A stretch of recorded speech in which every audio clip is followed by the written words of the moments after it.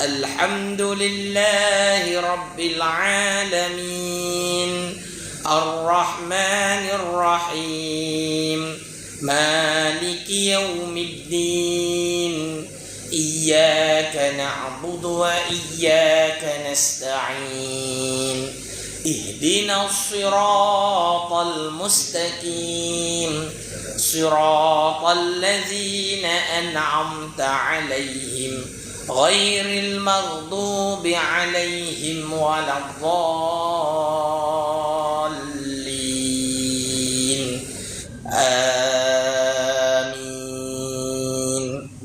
سور سور سور الله لا إله إلا هو الحي القيوم لا تأخذه سنة ولا نوم له ما في السماوات وما في الأرض من ذا الذي يشفع عنده إلا بإذنه يعلم ما بين أيديهم وما خلفهم ولا يحيط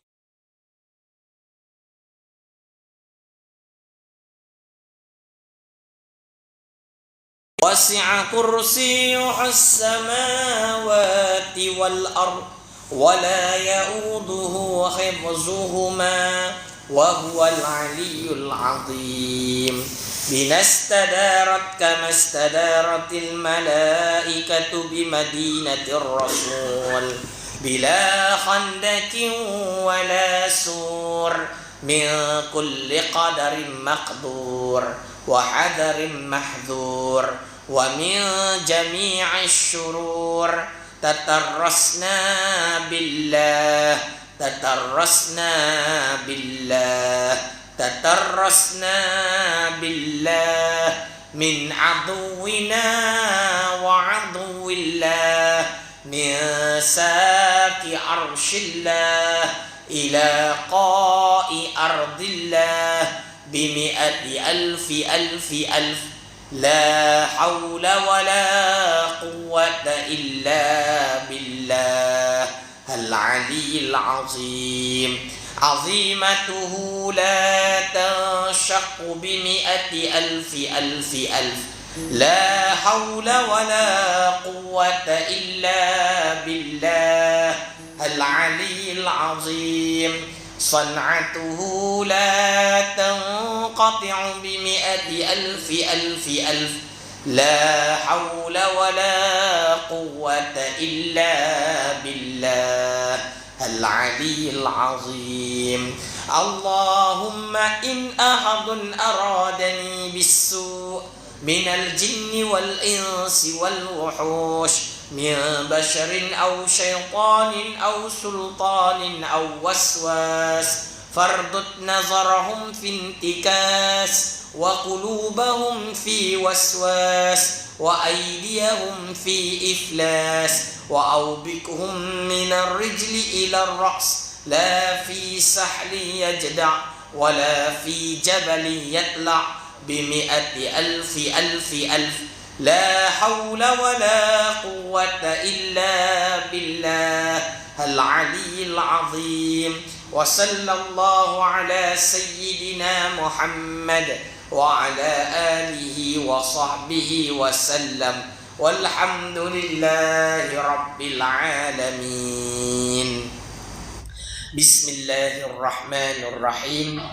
الحمد لله رب العالمين والصلاة والسلام على أشرف الأنبياء والمرسلين سيدنا محمد وعلى آله وصحبه أجمعين.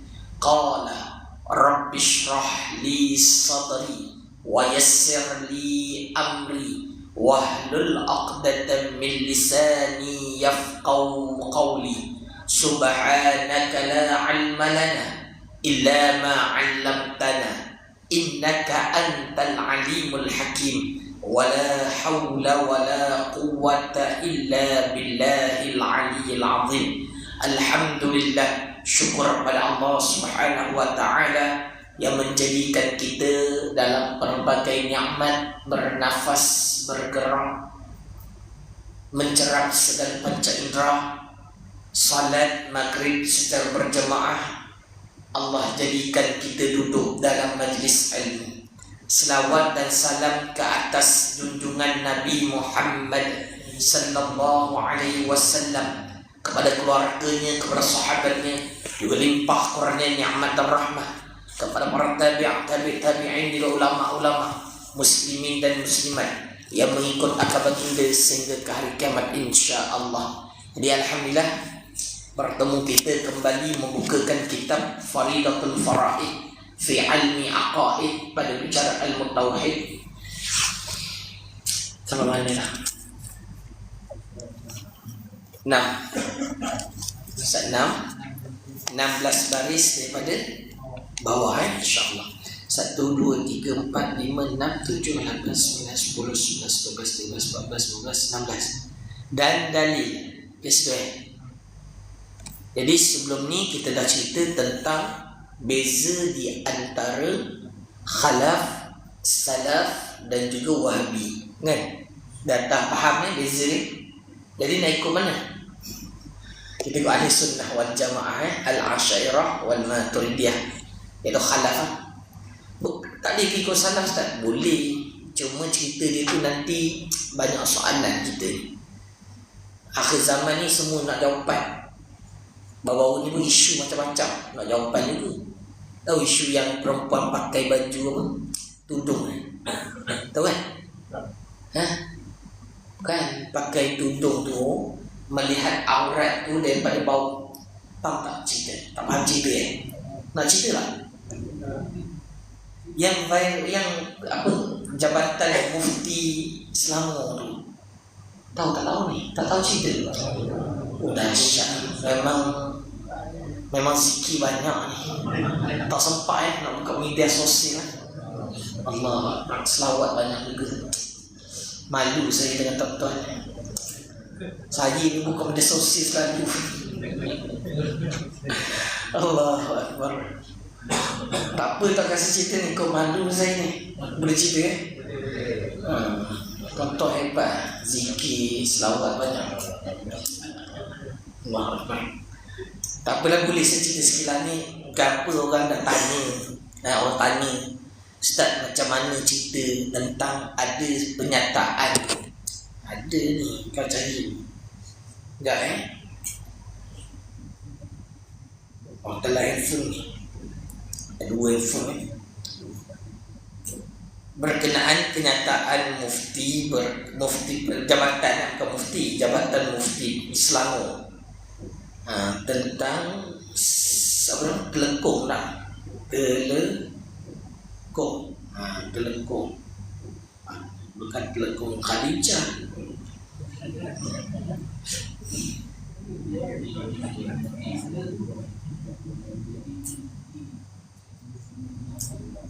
Kita ada kaedah tengok, insya-Allah. Kita dengar baik-baik. Dia kalau salah faham ni jadi fitnah pada agama. Ni tak keluar ni punya. Ni dia. Ni keluar dalam fatwa mufti. Penjelasan hukum solat dengan pemakaian telekung kebiasaan wanita Melayu.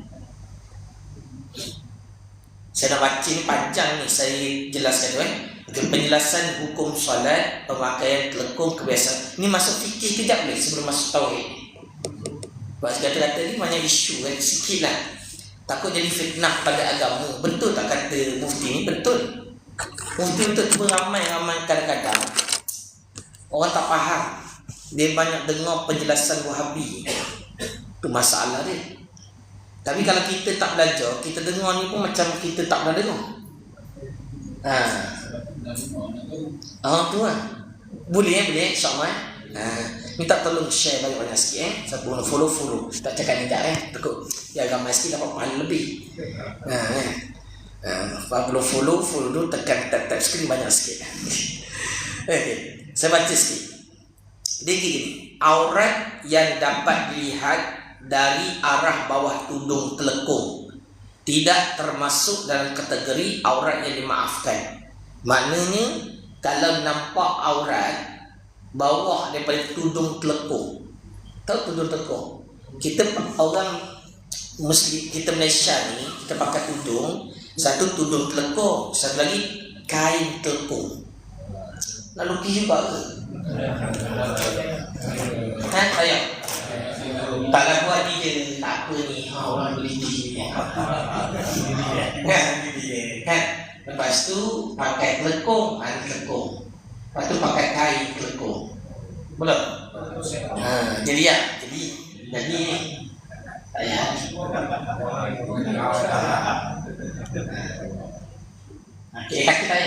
tak nampak di lantai.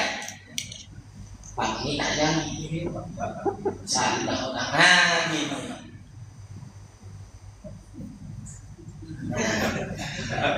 Comel tu. Boleh. Kita tak pandai lukis. Jangan marah. Orang tak nampak. Tak nampak lukis. Ni mata dia lah. Ni orang Jepun ni. Okey. Jadi ini namanya tudung telekung. Yang ni namanya kain telekung. Ni dengan betul ni, balik ni nak kena cerita kat isteri ni. Tak faham tanya betul. Dia melibatkan syarat sah solat. Sebab ini pada bab aurat. Itu aurat.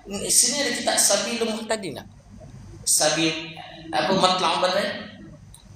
Kau tak ada juga. Kalau boleh nak baca tak apa. Saya baca dulu, nanti akan datang kita bawa sebuah kitab. Biar rasa tenang hati. Ni kan dengar ustaz cakap ni betul tak ustaz ni?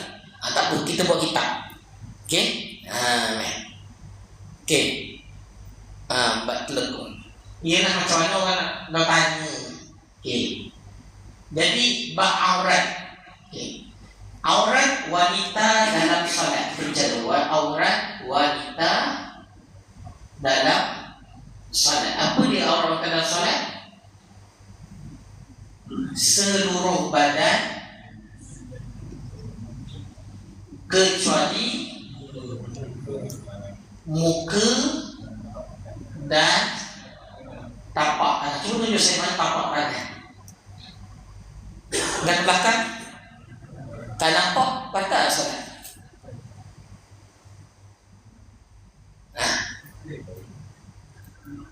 Batal tak?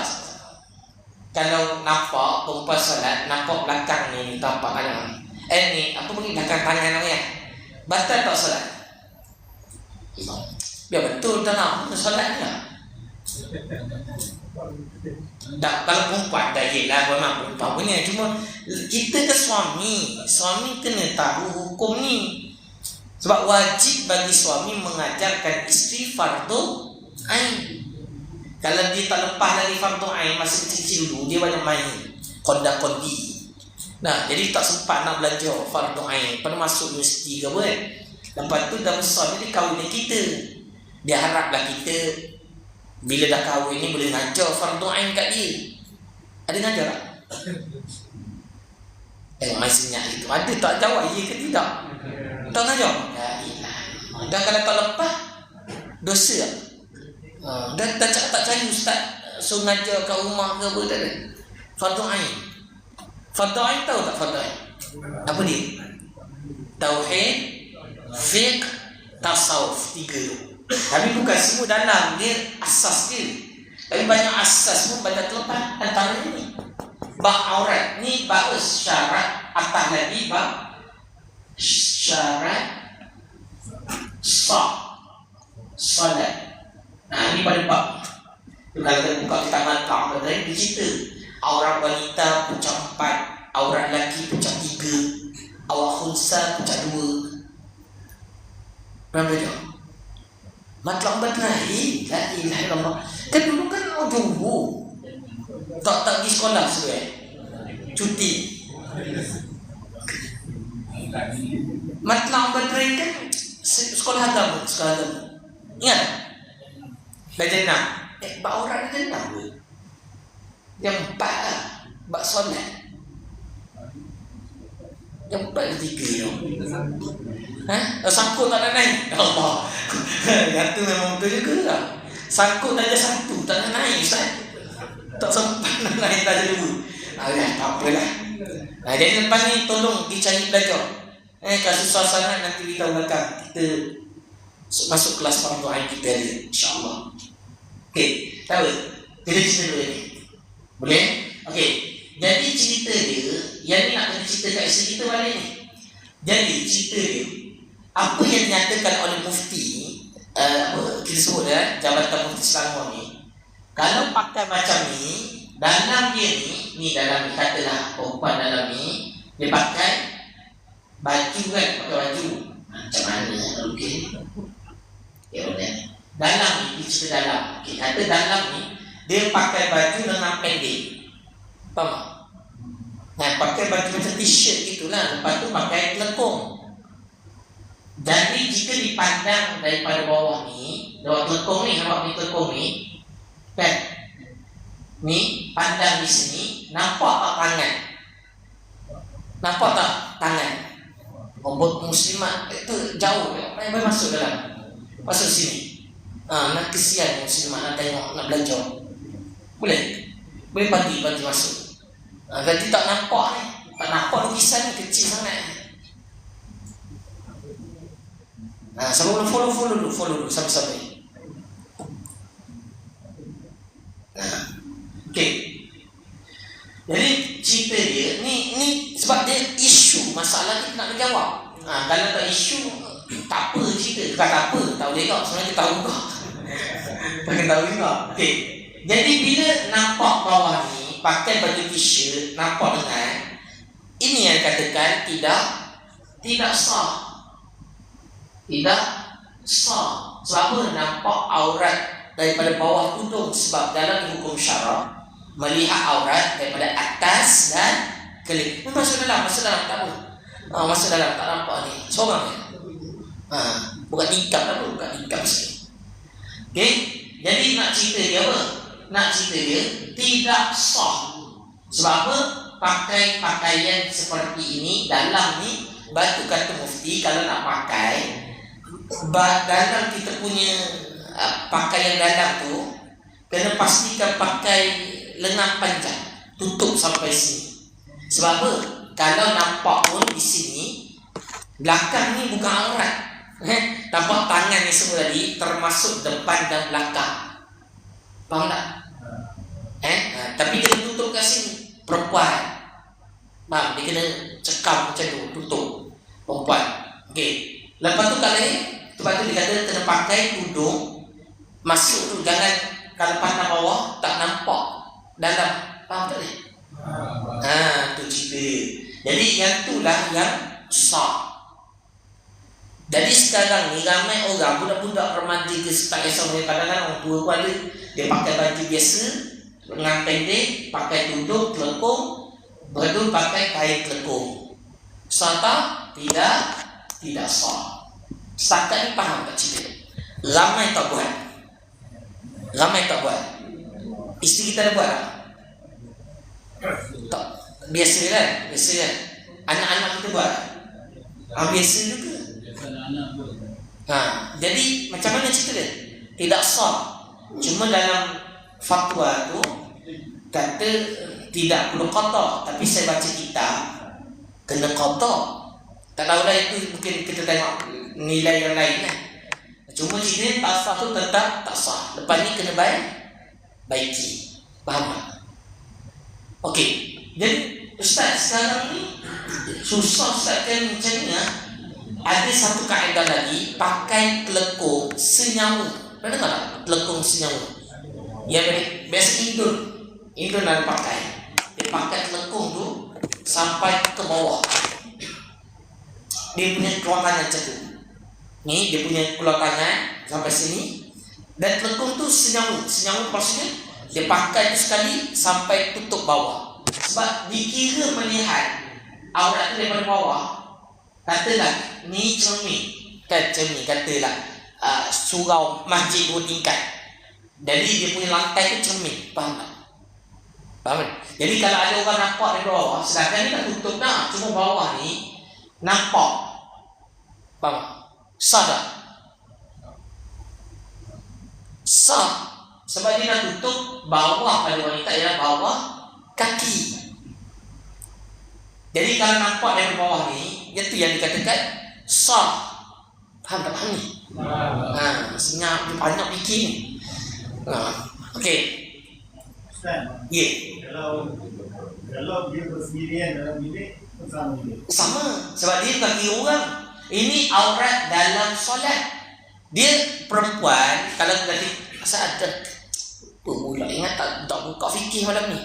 Dan kitab Matla'ul Badri kasih kena buka juga. Ada fikir tak ada sini ya? Dan ada. Esok cuba tanya sikit. Guna kitab apa? Safina. Safina ada bahasa. Tapi Safina nipis dia. Kan dia. Pernah tengok tak kita Safina? Kan nipis dia macam point dia. Dia ada syarah. Syarah Safina kasyifatus saja. Dia ada kasyif. Tak apalah. Ceritanya dia ada syarah. Okey. Tapi nanti tanya balik. Tanya betul-betul. Tapi saya akan cerita ni supaya jelas. Kita ambil. Saya juga nak kata ada kaedah lain tak selain pakai tudung senyawut. Yang ni mahal. Semalam saya tak bicara. Hari ni saya cari. Sebab sekali saya orang tanya soalan ni dia kena jawab. Jadi cerita dia ada satu kaedah lagi, iaitu dalam kitab Sabilul Muhtadi, menceritakan percakapan khilaf pada dua imam yang besar, iaitu pada Ibn Hajar dan juga Imam Ramli. Imam Ibn Hajar dalam kitab Tuhfah, Imam Ramli dalam Nihayah. Dengar tak apa. Tak hafal pun tak apa, dengar gitu. Okey. Jadi cerita dia dalam Tuhfah memang ini cerita dia. Tidak sah pakai macam ni. Tapi pada Nihayah boleh tak? Boleh. Tapi itu memang kill pendapat lemah. Boleh. Maknanya sah juga pakai macam ni. Tapi kena faham, itu dalam kill pendapat lemah. Mungkin mufti sebab dia nak jaga maslahah, dia kena cerita yang muktamad. Macam kita ni macam kita jamak kasar. Faham tak jamak kasar? Dalam jamak kasar yang difatwakan berapa? 81. Sebenarnya tahu tak? 17 pun ada. 17 batu bersama 23 km pun boleh jamak kasar bersama dua marhalah. Cuma tak boleh guna yang tu untuk orang awam. Dia sebenarnya jamak kasar ada 4 martabat jawab. 2 marhalah tu ulama bahas ada 4. Ada setengah lagi lebih lagi. Ada yang kata dalam kitab Bahrul Mazi dalam kitab syarah bagi Bukhari Imam Muslim. Bahrul Mazi Bukhari Fathul Bari Bahrul Mazi Muslimah. Bahrul Mazi syarah Muslim. Jadi disyarahkan ada satu kisah Nabi pergi apa bagi tu? Pergi musafir. Berapa jauh? 2 batu. Dan Nabi buat jamak kasar. Ada bahas dia. Cuma ada ulama kata boleh, harus. Tapi kita orang awam jangan cerita benda ni. Ni saya cerita ni nak bagi faham dia ni. Faham tak faham ni? Nak faham lagi kita bincang dalam lagi. Mana pada martabat jamak kasar pun ada pecah lagi. Ada kaul iaitu pendapat kuat, ada kil pendapat lemah. Boleh faham tak? Jadi untuk orang awam guna mana? Kaul. Kaul kuat. Jadi betul lah kata mufti tu. Sebab ada orang nak tikai dengan mufti ni sebab dia tak faham. Memang ada kil, tapi pada orang awam perlu pegang dengan fatwa yang muktamad. Jelas tak jelas? Boleh. Tapi kalau orang belajar dalam, batu saya minta nanti kena buka kitab. Batu saya ni kalau dapat ustaz buka kitab tu apa kata? Sabilul Muhtadi. Kita belajar sendiri pandangan pada Imam Ramli yang mengatakan harus walaupun dalam keadaan begini. Boleh faham? Tapi kena minta ustaz buka. Boleh? Nanti kita. Saya tauhid ni selingan ni. Selingan tu. Okey. Ada soalan?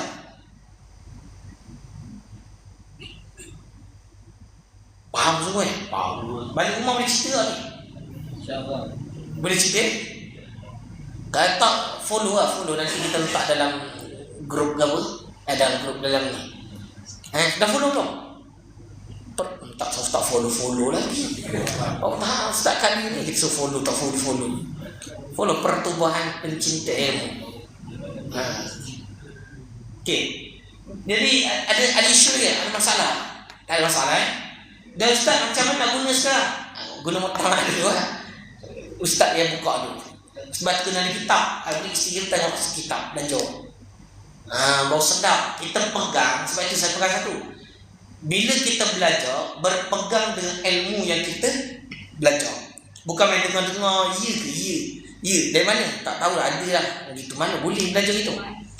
Dia belajar, cara belajar mesti ada kitab.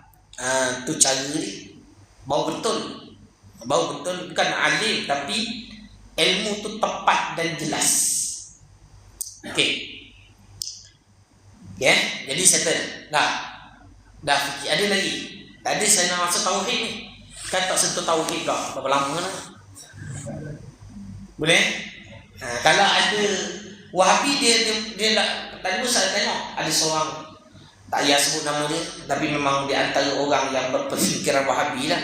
Dia kata Islam tu mudah, jangan susah-susahkan. Kalau nampak sikit-sikit tu boleh. Mana boleh cakap gitu? Dia mesti ada. Sampai Wahabi kan guna apa hadis ni, Wahabi apa gini? Dia macam guna akal lebih pula. Dia mesti berdasarkan dalil dan hujah juga dah kan dia nak bahas. Faham tak? Tapi macam kita tak ambil dalil hadis, Al-Quran hadis, tapi dalil dengan kefahaman ulama muktabar. Kita tak pandai, mana boleh direct ambil kita. Tu cara dia. Jadi boleh selalu, tapi ada ilmu cerita dia. Dah Ustaz, kalau yang Ustaz tegang apa siapa nama tadi? Imam Ramli tu boleh guna tak Ustaz? Boleh guna, tapi nanti kena bawa kitab dia. Boleh tak? Biar kita faham perbahasan. Misalnya boleh je tu. Boleh je nak pegang terus. Tapi kita biar belajar betul lah. Bos sedap sikit. Boleh? Tu. Okay. Jadi simple lah mana. Tapi kalau boleh jaga betul lah. Masa kalau kata sini kena angkat, jangan angkat itu keluar tu nampak semua gitu. Faham tak? Kan tudung dia tu seorang ke bawah itu. Kan angkat seseru kat dalam. Gitulah. Ni kalau angkat sama begitu nampak di depan tu memang confirm bantal lah. Boleh faham tak? Itu kan budak zaman sekarang kan. Nak bayar laju je. Tanya Ustaz tahu lah budak-budak gitu kan. Budak dia kena ajar dia ni. Tak dapat. Okey, settle wallahu a'lam. Cukup Ustaz nak beli baju senyawa kat mana? Tak tahu, beli je cari kat mana-mana lah. Saya tak ada cakap dari mana sebab tuan live. Faham tak? Siapa-siapa nak buat baju, boleh kita bercollaboration. Semua saya tolong cerita sikit macam mana cari buat baju. Okey. Betul kan? Kata pandang kita tak habis fikir. Kita nak masuk tahu kan? Okey. Cukup cukup dulu fikir. Kita kembali pada tauhid. Okey. Saya tahu minggu lepas tahu ya? Tahu kan? Tauhid yang kita Wahabi 3 kan? Ingat tak ingat tu? Beza 3 tu. Ahli sunnah, khalaf, salaf dan Wahabi tu beza tahu nampak kan? Okey. Settle. Sambung lagi. Berapa minit? 10 minit kan? Dia macam 20 minit dia baca kitab. 5. Betul tak? 10 minit kan itu. Mana dia? Dan dalil. Jadi saya tak tegang balik yang sebelum ni. Ingat lagi Ustaz. Berkata muallif rahimahullah taala, kitab Faridatul Faraid fi ilmi aqaid pada bicara ilmu tauhid, muka surat yang ke ke-6, 12 baris lah, betul. 16 baris daripada bawah. Dan dalil bersalahan Allah Ta'ala bagi segala yang baharu, bahawasanya jikalau menyerupai ia akan yang baharu, nescaya adalah ia baharu pula. Dan iaitu mustahil Allah Ta'ala baharu, kerana telah sabit sedianya Allah Ta'ala. Sebab kita dah belajar sebelum ni, lawan baru apa? Baru lawan dia apa? Lawan baru tak ingat dah. Kan kita belajar apa dia? Sedia. Sedia apa dia? Kidam. Masuk kidam Allah Ta'ala itu kidam sedia ada. Sedia ada. Jadi dia bila lawan kat sini kita faham. Sabit dah sebelum ni kita dah belajar. Pada sifat yang kedua kita dah belajar. Kita dah sabit dah Allah Ta'ala bersifat dengan kidam. Dan kalau kita kata Allah dah sabit dengan sifat kidam, takkan baru. Gitu dia punya cerita dia lah. Tadi saya buat formula pula. Jangan risau, kita ada formula.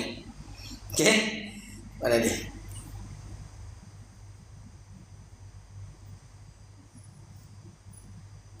Telah sabit sedianya dengan dalil yang telah lalu, maka sabitlah bersalahannya Allah bagi yang baharu pula. Dan dan sabit demikian itu, sabit Allah Ta'ala itu bersalahan dengan perkara baru, mustahillah lawannya, iaitu menyerupai akan yang baharu. Ustaz macam pusing sama je Ustaz. Memang cara gitu bahas.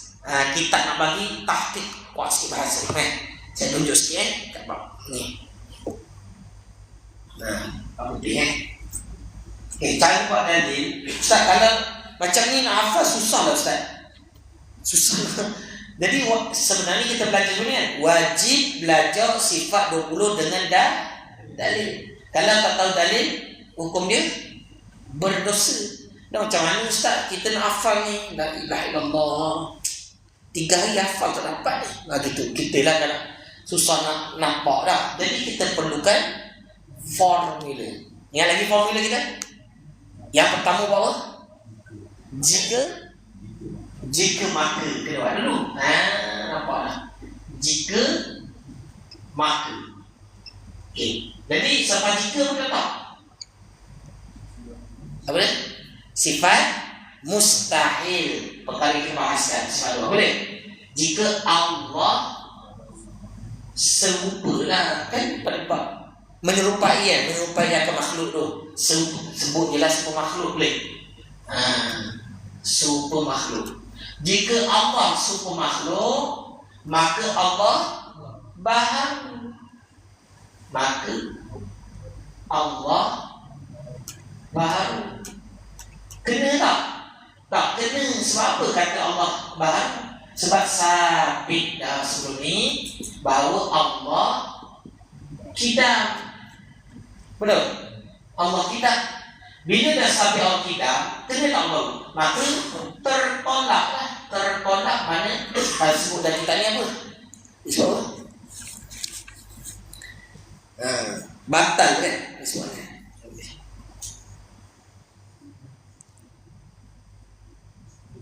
Mustahil kan? Mustahil. Tertolak. Boleh juga menggunakan mustahil kali. Mustahil atau tertolak pun boleh. Mustahil Allah baru macam ulapan di atas. Mana tolak nak bagi teguh dulu, Allah baru. Maka akhirnya sabitlah Allah tidak serupa makhluk.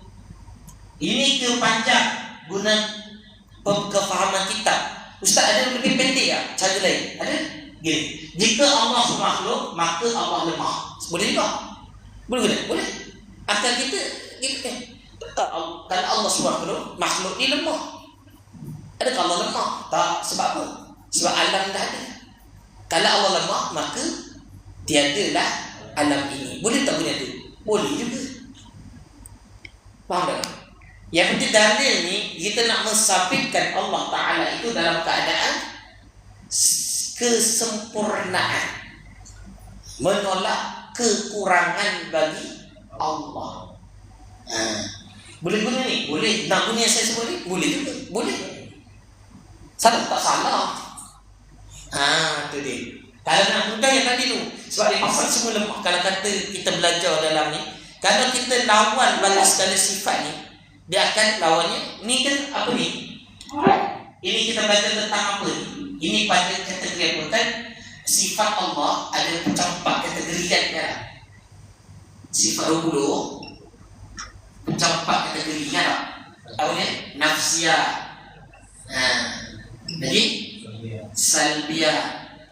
Jadi ma'ani, ma'nawiyah. Jadi kalau sifat salbiyah ni, dia lebih kurang bahasa contohnya.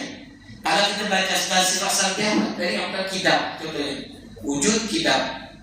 Kidab kan dibahas. Jika Allah baru maka Allah lemah, maka tiadalah alam ini. Boleh guna juga sebab dia masih dalam salbiyah.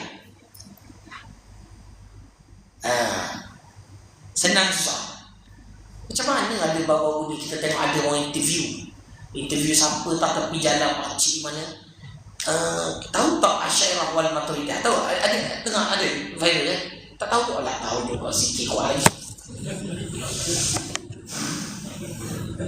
Tak tahu ada kan orang ada buat macam survey ni Wahabi yang buat. Dia nak kata apa, orang awam ni tak tahu apa Asy'ariyah Maturidiyah.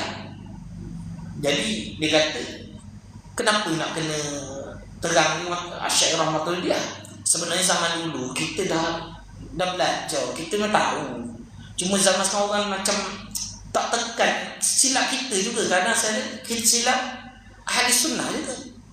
Kita tak tekan pada umat kita. Ini katanya perintah kena buat, pemerintah kena menekankan sebab kita dah ada doa dalam hari Jumaat. Nanti orang tanya apakah akidah Asy'ariyah wal Maturidiyah. Jadi sebab itu kena. Itu tanggungjawab saya dan yang saya sedihnya sini alhamdulillah kita ada.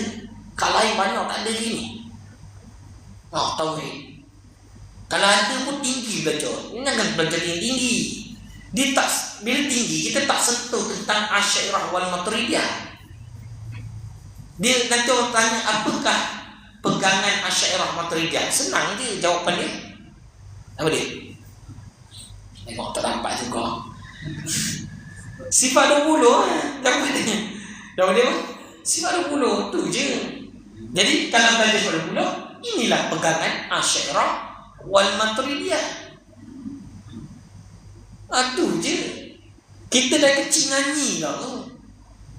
Ibu lah tak pernah nyanyi. Budak sekarang dia nyanyi tak Ustaz? Adakah sekolah nyanyi? Allah wujud kidam baqa tu ada? Ada kan? Ada. Dan tu Asy'ariyah Maturidiyah. Kalau kata tak tahu, tahulah. Cuma penekanan. Tu silap. Yang tu memang kita tak boleh nafikan. Silap kita kurang penekanan. Jadi mintalah ayah-ayah, mak kita suami, isteri tolong faham dan ajarkan. Benda tak susah. Saya kata tadi tak susah. Cuma nak kena belajar. Boleh? Sebab tu orang dulu duduk dalam majlis surau, duduk majlis ilmu. Kita sekarang sibuk sangat. Zikir banyak kan?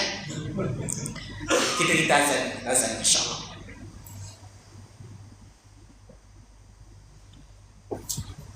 Azan.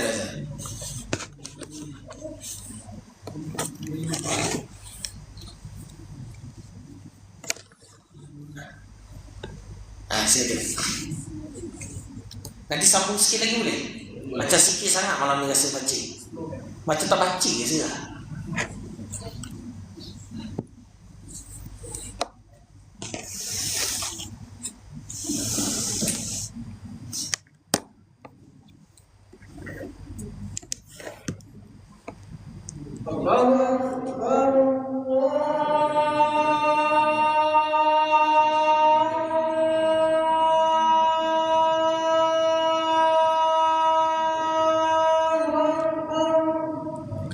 Allah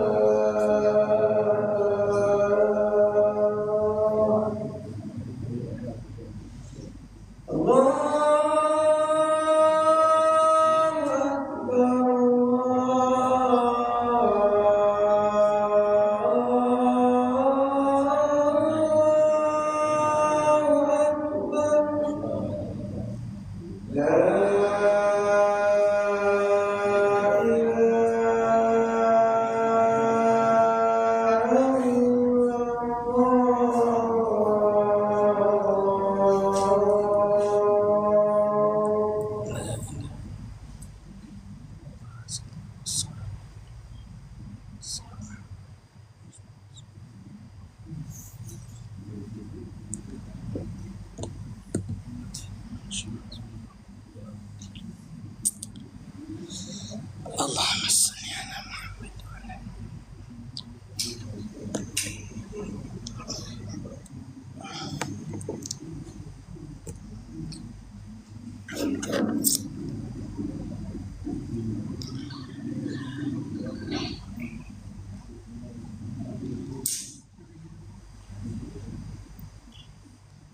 sambung sekali ya, ya, jadi kita dah habis dah sebenarnya. Kita bagi teaser kan, trailer untuk bulan hadapan. Bulan hadapan, bulan itu 5 bulan.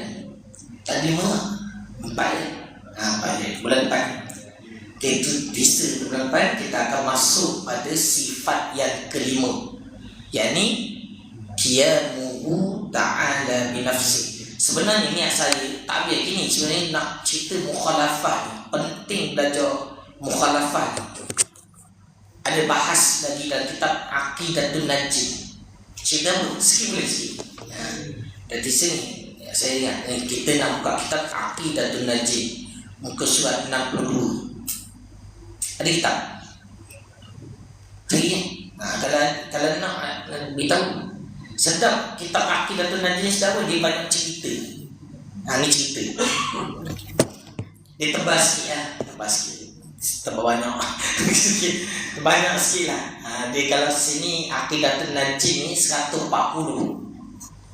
Dia kalau kita kitab ni pun setahun sekali. Ni kata 140 tahun. Satu kesukaan. Tapi tak apalah, kita pasal baca lagi sikit saja insya-Allah. Ni cerita apa? Tengok. Tanbih itu peringatan. Hai segala saudara yang muslimin, hendaklah kita bersungguh-sungguh mengetahui akan dalil mukhalafah. Yang kita baca ni, dalil mukhalafatuhu ta'ala lil hawadith. Sungguh-sungguh tu pun bukan banyak, sikit je cerita ni. Nah, susah kita baca. Cuma nak faham, jangan serupakan Allah dengan makhluk. Tu je, tapi dalil nak dapat. Sebab apa kan? Kenapa? Kita bersungguh-sungguh mengetahui akan dalil mukhalafah. Ni cerita dalil. Kerana dengan dialah boleh menolakkan sebesar-besar fitnah dunia dan fitnah akhirat, dan segala syubhat kekeliruan, samar, kesamaran yang didatangkan oleh orang yang sesat dengan bagi idlalnya kesesatan, yang dinamakan akan mereka itu dajjal. Dajjal kecil. Kalau nak selamat di akhir zaman ni, kena belajar dalil mukhalafah, supaya kita tak pening, tak sama, tak rasa benda tu pelik. Orang sekarang ni macam yang tadi cerita, bila tak faham cerita yang sedikitnya ada yang lebih terbuka sikit, ada orang macam cakap sikit lah berkenaan, macam orang mempersendakan perkataan mufti Selangor ni sebab tak belajar. Sebab dia dah biasa, orang dah biasa macam pakai macam tu kan. Jadi bila mufti Selangor cerita macam tu, dia memang buka kitab. Jadi orang tak belajar, dia macam pertikai. Faham? Sampai tahap bahaya gitu. Kita tak ada ilmu, senyap. Jangan main pertikai macam tu. Sedangkan itu hukum syarak, ijma' ulama. Jadi kita bila tak setuju macam tu, kalau kita tak setuju, cerita dia bukan main lawan. Seliti dulu, tabayyun, belajar. Kalau kita tahu tentang awam, jangan sembang macam kita ulama, tak boleh. Faham tak cerita dia? Jadi bila sebab tolak itu ijma', tolak ijma', apa maksudnya? Kufur. Dengan kenyataan ini je, Allah ramai orang dah tu akan belajar fardu ain, tak nak. Walaupun tak naik darjah. Dulu, sekarang belajar balik. Dulu tak naik darjah sebab darjah 1 main dalam pagi. Betul tak? Main pagi pakai ikan, tak dapat juga. Lepas tu naik masa darjah 2 tu, ikan yang tak dapat itu cuba lagi dapatkan. Faham tak tu? Jadi tak ada masa nak belajar. Dia macam tak dia nak fokus, tak? Tu tak naik darjah. Betul tak betul saya? Betul tak? Lepas tu naik darjah 6, dah mula cari awal. Tak sempat lah. Faham tak cerita dia ni? Jadi bila dah tua, dah kahwin, main pun dah cukup main. Dah cukup main kan? Ke tak ambil main ni? Pakai ikan tak ambil? Tak ambil lah, ikan yang dulu tu dah ambil lah. Dah makan semua. Jadi ada masa ni belajar lah. Duduk cari majlis-majlis.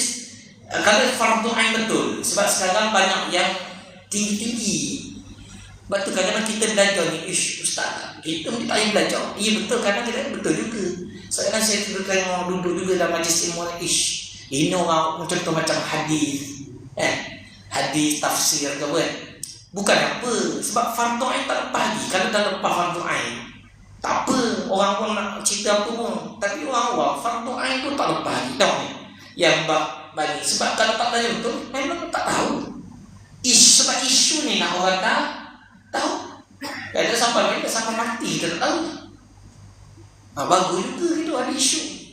Jadi ramai akan memperjelaskan. Itu saya tak cari banyak lagi isu. Saya tak cerita bab isu musafir kat sini.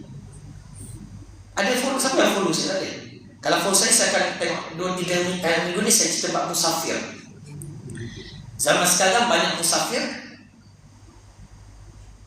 maksiat. Tak perempuan. Ini cerita perempuan juga. Memang perempuan susah tanya sekarang nak ijaz. Apa dia? Saya tanya, kalau perempuan dia pergi rombongan, kat sini kan macam ada yang luar sini, ada kan? Pernah buat rombongan tak? Di KL Sarawak ke, jalan-jalan ke? Ada mahram tak? tak ada mahram, dia jadi musafir maksiat. Haram tak boleh jamak qasar. Siapa yang jamak qasar wajib qada balik, tamam penuh. Suami dosa sekali tanggung, membenarkan benda maksiat. Lepas tu suami kena ikut follow. Kalau tak nak follow dalam pun, follow kat belakang. 40 orang 40 kereta kat belakang escort. Faham tak? Tak nak bagi jalan. Tak suami anak mahram tu kan, suami dan mahram. Mahram anak lagi, adik-beradik lagi, anak saudara, atuk ayah aku. Boleh juga atuk, tapi kalau kereta lah tak ganas sangat. Kalau atuk ikut hadis dari Islam dia, ganas sangat. Cucu anak susuan boleh. Ni panas tak? Kalau saya bahas panas. Dan berlaku tak? Ramai tak wanita pergi sebab dia akan pecah hukum musafir bagi wanita, pecah 5. Wajib, sunat, harus, makruh, haram. Nah, dia perlu ingat tak sisi yang kita sudah agama dulu, walaupun tak naik darjah, tapi ada sisi ustazah kita. Ada ingat? Yang ustazah kita kata, kalau pergi musafir tanpa mahram berdosa. Ada ingat? Tak ingat juga. Ingat? Ada ingat? Ustaz yang betul ada kan? Dulu. Dan sikit dosa tak? Kita ada. Ustaz Kelantan, tapi tak lama sekolah ada. Tak ada. Yang itu ponteng kau masa tu tak salah ngomong.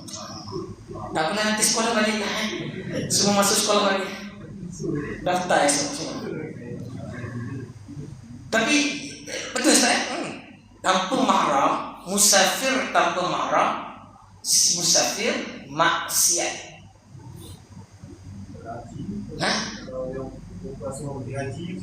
Itu yang panjang saya bahas tu 3 jam. Boleh nak bahas ni, saya takut. Tak boleh.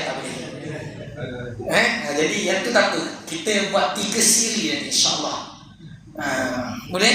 Tapi sebagi dulu itu teaser. Ingat baca ni tak boleh lah sebab dan janji dan semua apa? Dan janji kesemaran ni benda ni kita terikut-ikut. Contoh sendiri.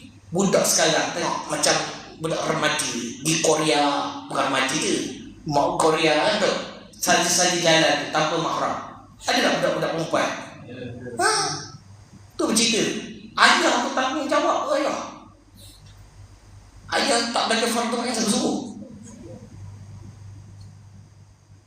Ya.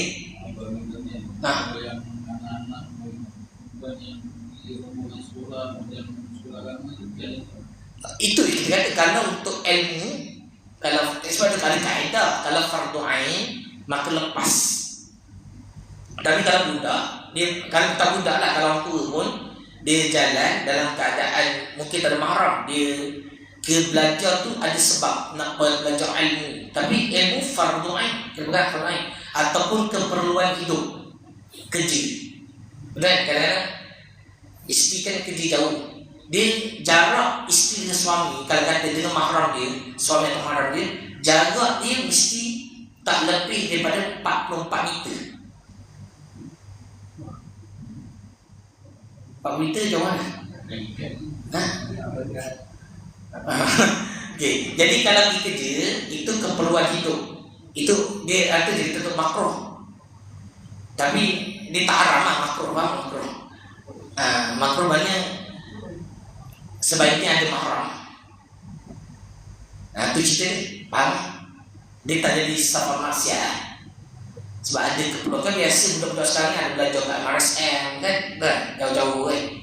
Tapi dia belajar tu pada masa sama mungkin ada belajar fardu ain ataupun untuk kelangsungan hidup. Itu ada bahas dia. Dia bahasa tu zara'in lah dari ni. Tapi yang di Korea, ingat Korea paling lagi. Yang di Korea tu tetap tak cakap apa.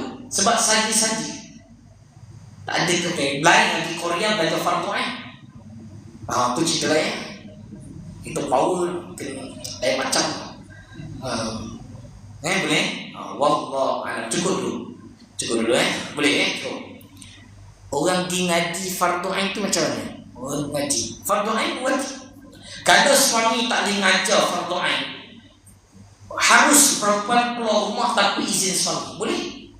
Makna kata pentingnya fardu ain. Bukan fardu kifayah lain. Fardu kifayah lain, fardu ain lain. Ada orang confuse pergi ngaji. Jadi kan biasanya sekarang ni banyak yang kelas-kelas ngaji ke. Ngaji bukan fardu ain. Fardu kifayah. Jadi kalau begitu boleh jadi safar maksiat. Kalau jauh daripada lebih pada 44 meter.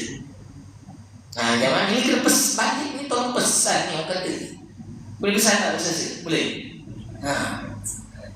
Ini ada kitab, dalam kitab saya tahu kita Sabilul Muhtadin sebut. Besar kalau tadi tu sedap kalau bahas dia. Ni nanti boleh tadi tak besok kalau sempat. Banyak sangat isu saya. Memang macam ni tengok. Akhir zaman tak belajar fardu ain jadi isu semua. Itu dia. Wallahu a'lam bissawab. Ni bab ternyata nak cerita ni bab Dajjal ni. Tak sempat saya. Tak apa, kita akan datang. Wallahu a'lam. A'udzubillahi minasyaitonir rajim. Bismillahirrahmanirrahim. Alhamdulillahi rabbil alamin. Wassalatu wassalamu ala asrafil anbiya wal mursalin sayyidina Muhammad wa ala alihi wa sahbihi ajma'in. Allahumma salli salatan kamilah wa sallim salaman taman ala sayyidina Muhammad alladhi tanhallu bihi al-uqad wa tanfariju bihi al-qurab wa taqda bihi al-hawaij wa tunalu bihi al-ghaghaib wa husnul khawatim wa yustasqa al-ghamam wajhihi al-karim wa ala alihi wa sahbihi في كل لحظة ونفس بعدد كل معلوم لك. ربنا آتنا في الدنيا حسنة وفي الآخرة حسنة وقنا عذاب النار. سبحان ربك رب العزة عما يصفون وسلام على المرسلين والحمد لله رب العالمين. تقبل الله منكم.